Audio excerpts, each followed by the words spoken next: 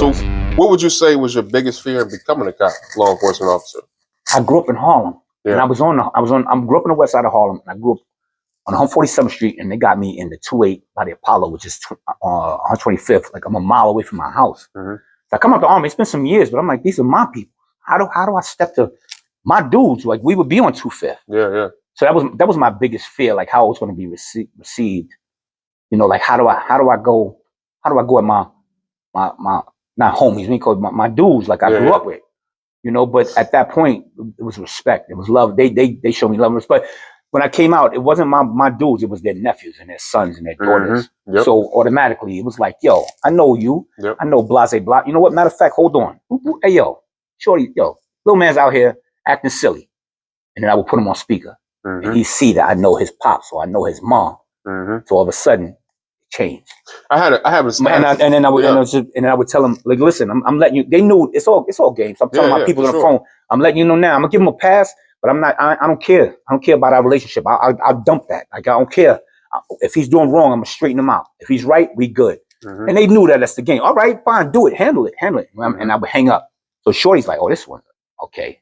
And then later on, we'd talk on the phone, like, what he do? Yeah, he came on. He was shook. That's what we want. Yeah, absolutely. He's thinking about whatever the consequences. Get him scared straight. Yeah, most definitely. When he see me, he's like, you know, he give me that, you know, that side eye. For sure. So that was, you know, that was it. I was gonna say I had a similar situation to that where, you know, I was in prison, and then I left the prison. I ended up going to juvenile jail, and working in a juvenile jail. I was only there for a short amount of time, but the sad thing is that I had a boy in there whose father I had in prison. Right. And he asked me, because he knew what institution I came from, did I know his pops? And I did know his pops. Right. And so I started describing his father to him, and he's like, man, you did know my dad. Right. So the funny thing is that, you know, he was kind of a knucklehead, but because I knew his dad, he was kind of more passive when on my shift. Right. And whenever I was working his unit. But what's crazy about that is he ended up calling home one time, and his dad was on another phone in the house, and they put him on speakerphone. So he asked his dad, hey, Dad, got this officer, man, in here. Do you know a dude named Shell? They talking on speaker. Right. He like, yeah, he a good dude, man. You better not violate or disrespect him. Right. So when I came back to work, the kid was telling everybody else in the pod, like, yo, man, he really does know my dad. And, you know what I'm saying? And then started telling the story, like, yo, my pop said you was a solid dude, right? Dude. Yeah, they do. Yeah. And then from there, because of that conversation, and the kid, he validated and verified me being in an institution with his pops. Yeah. Like, that made all the rest of the kids kind of calm down in that particular pod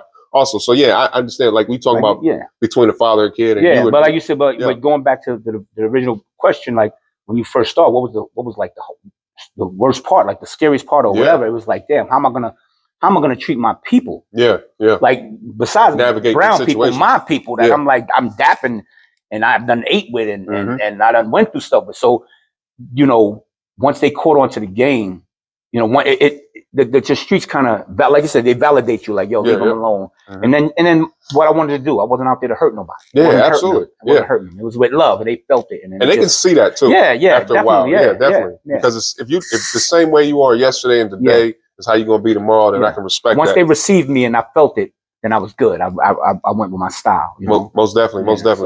So from the military, we know what you learned, and it sounds like from law enforcement, you learned like the biggest thing you may have learned was probably respecting the streets. Yeah, absolutely. And how to build that respect. Yeah. Okay, that's what's up. And then speaking of respect, I'm not got no question, but respect the streets. And my daughter's a police officer now in the 4-9 in the Bronx, but I had to tell her. Shout out to the 4-9. Yeah, I had to tell her. I'd rather in Manhattan, but that's what's up. No doubt. But I told her, I said the first lesson I gave, I said, take care of the streets before you take care of that precinct. Mm-hmm. Your coworkers, they're gonna talk and they're gonna do stuff to try to get promoted or get, you know, people. You know how people do at work. Absolutely. We all know what people do. I said the streets will take care of you. Yeah. I said there's been times when I'm riding down the block and because I built a rapport with the dudes, they like, yeah, call me over, yo, Ed, yo, and then tell your man stop doing what he's doing. You know, they're about to get him. Yeah. I said, I appreciate it. We that, and then I leave and I'll let them out. I'm like, yo, Shell, they talking about you. Yeah. Whatever went on, you know, we talk about XYZ. Sure. Be careful. Because the streets, they see you before you see them. Absolutely. And they'll get you. Yeah. So I told my daughter, I said, take care of them. Be firm but fair. But don't do nothing out of spite and cross them and, you know, and they'll take care of you. So that's